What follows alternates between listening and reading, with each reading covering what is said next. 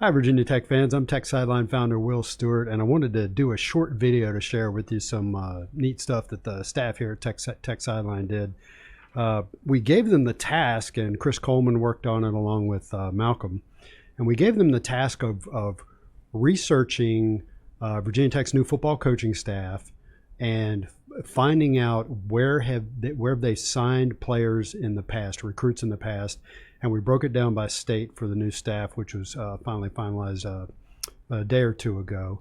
So we're going to run a video for you here in a second. But first of all, Chris, tell everybody about the research that you did and what we're about to show them. Pretty fun exercise, actually, and it didn't take as long as I thought it would. I used the 247 database for each Virginia Tech coach, and it has a listing of all the players they've ever signed at their respective schools before. So I went through those lists and looked up where each recruit was from and put it in a spreadsheet, and you know, you can just do the math on it. Like Virginia Tech's current coaching staff has signed a total of 35 players from Pennsylvania before.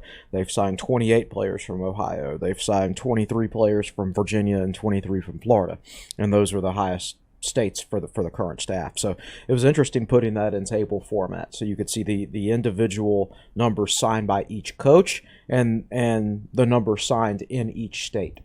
So before we put the graphic up, what are the limitations of the data? What's not included there? You know, a guy like Fontel Mines, the stuff that is not included will hurt his numbers. He's Tech's new wide receivers He's Tech's coach. new wide receivers coach, and he has coached at Richmond and JMU and did a very good job recruiting in both of those places, but 247 doesn't count FCS data. Right. So he's recruited in this state for a long, long time and knows plenty of people and has a lot of contacts in the state, but it's not necessarily reflected in his 247 numbers. So actually the experience of the Tech staff recruiting the state of Virginia is kind of underrepresented in the map. I'm sure he probably signed 15 or 20 more guys from the state of Virginia when he was at those schools, but yet he's only giving credit with signing 4 guys from the state of Virginia, because it only counts his data from East Carolina and Old Dominion. Yeah.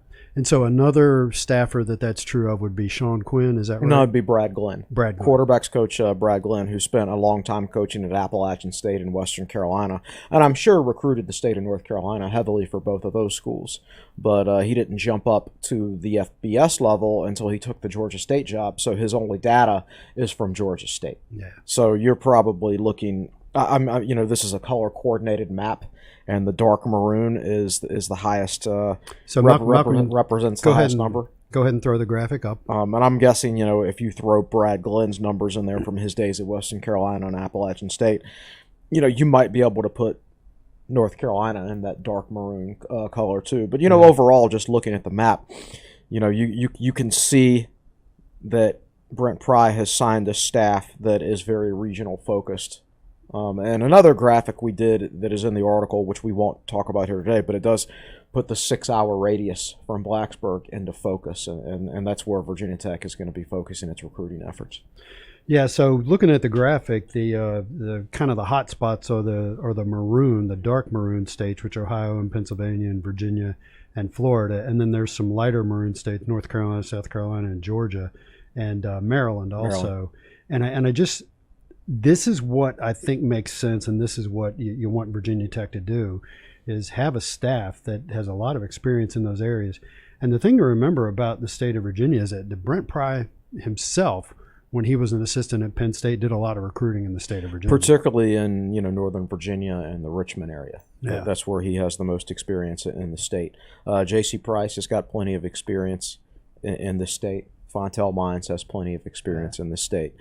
So, you know, you've got a staff now with 3 guys, including the head coach, with a lot of experience in this state. You've got a guy like Coach Cheetah, Derek Jones, who's recruited cornerbacks coach, who's recruited the Southeast his entire life. You know, plenty of contacts in Pennsylvania through the years with you know, Pry himself and with Joe Rudolph. Now, it's interesting that Joe Rudolph has signed 27 players from the state of Ohio. like 27 of those 28 players that show up on the map were signed by Joe Rudolph when he was either at Pitt or Wisconsin. Right. Most of Ohio is within the 6-hour radius. Yeah. You can drive to Columbus, Ohio just as fast, if not faster, than you can drive to Virginia Beach. Is Virginia Tech going to start recruiting Ohio more? Because there's a lot of good football players in that state, and it's within the 6-hour radius, and that's an area that Virginia Tech has never really targeted. Well, now they have someone on the staff that has recruited Ohio heavily, and I'm not just talking offensive linemen. I'm talking quarterbacks, wide receivers, defensive linemen, linebackers, etc. Like Ohio seems to be a region-specific thing for Joe Rudolph, not just offensive linemen from that state. Yeah. So it'll be interesting to see if the Hokies try to get a foothold in that state, particularly in the southern parts of the state. Yeah.